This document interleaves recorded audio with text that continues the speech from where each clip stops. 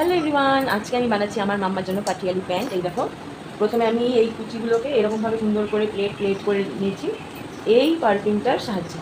আগে এটা করেছি, তারপর এটা করলাম। এই যে এত সুন্দর করে রেডি করে রেখেছি। এবার এটাকে আমি মেশিন দিয়ে সেলাই করে নেব। মাত্র এই কদিন হলো সেলাই শেখা, আর এরই মধ্যে আমি মাম্মার জন্য কিন্তু অনেক কিছু জিনিস বানিয়ে ফেলেছি। আমার না মানে ভীষণ ভালো লাগছে এই কাজটা করতে। সত্যি আমি এটা অনেক মন থেকে আর অনেক ভালোবেসেই করছি। আমি নিজেও ভাবতে পারিনি যে আমি নিজে হাতে করে এত সুন্দর জিনিস আমি তৈরি করতে পারবো। আর এই দেখো, মাম্মার জন্য আজকে আমি বানাচ্ছিলাম পাটিয়ালি প্যান্ট, আর তার জন্য আমি কুচিগুলোকে আগে এইভাবে করে প্লেট করে নিয়ে তারপর পাইপিংয়ের সাহায্যে এগুলোকে আটকে নিয়েছিলাম। কারণ কুচিগুলো আগে থেকে করে রাখার কারণ হলো, যখন আমি ডাইরেক্ট মেশিনে করার চেষ্টা করি না, তখন আমার অনেকটা সময় লেগে যায়। আর কুচিগুলো কেমন যেন মানে সবকটা সমান সমান হয় না। তো সেই জন্য আমি আগে থেকেই করছিলাম। আর কুচিগুলো হয়ে যাওয়ার পর মানে সেলাই করে নেওয়ার পর আমি পিনগুলোকে খুলে নিচ্ছিলাম। এরই মধ্যে আমার একটা দুটো পিন একটু একটু করে হাতেও ফুটেছিল।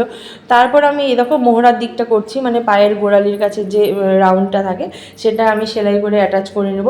আর আমি না প্যান্টটা বানানোর সময় আমি না মানে যত একটা একটা করে স্টেপ এগোচ্ছিলাম, আর আমার মনটা এত খুশি হয়ে যাচ্ছিল। মানে একটা একটা করে স্টেপ হচ্ছে, কমপ্লিট হচ্ছে, আর মনে হচ্ছে কি এই যে প্যান্টটা তৈরি হয়ে গেল, এই যে প্যান্টটা তৈরি হয়ে গেল, মানে সেই যে কি আনন্দ গো। আমি যে মানে এই প্রথমবার আমি মানে একটা প্যান্ট বানালাম, এর আগে কিন্তু আমি প্যান্ট বানাইনি। আর এই দেখো প্যান্টটা তৈরি হওয়ার পর এই যে এরকম হয়েছে, শুধু ডোরটা লাগালেই পুরো কমপ্লিট। আমি মামাকে পরিয়েছিলাম, ছবিটা শেয়ার করব।